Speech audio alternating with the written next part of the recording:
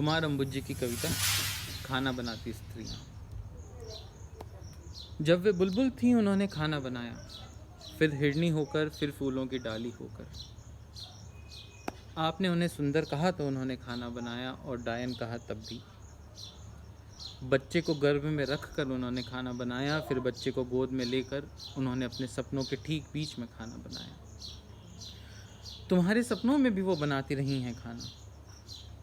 पहले तनवंगी थीं तो खाना बनाया, फिर बेडौल होकर।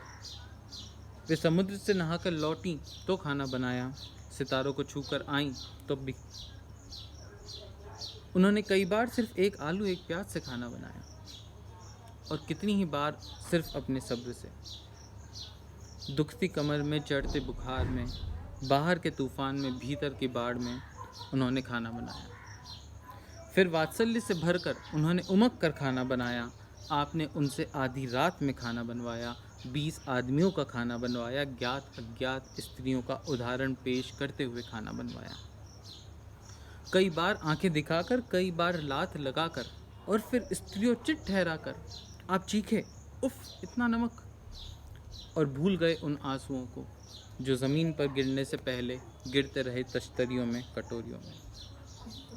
कभी उनका पूरा सप्ताह इस खुशी में गुजर गया कि पिछले बुधवार बिना चीखे चिल्लाए खा लिया गया था खाना, कि परसों 2 बार वाह वाह मिली उस अतिथि का शुक्रिया जिसने भर पेट खाया और धन्यवाद दिया, और उसका भी जिसने अभिनय के साथ ही हाथ में कॉर्ड लेते ही तारीफ की। वे क्लर्क हुईं, अफसर हुईं, उन्होंने फर्राटेदार दौड़ लगाई और सितार बजाया, लेकिन हर बार उनके सामने रख दी गई एक ही कसौटी।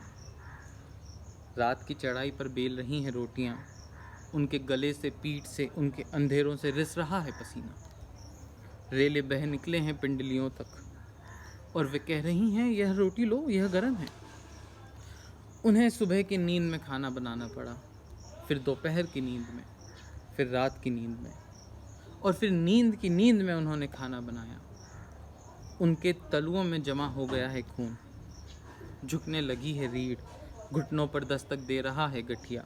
आपने शायद ध्यान नहीं दिया है, पिछले कई दिनों से उन्होंने बैठकर खाना बनाना शुरू कर दिया है, हालांकि उनसे ठीक तरह से अब बैठा भी नहीं जाता।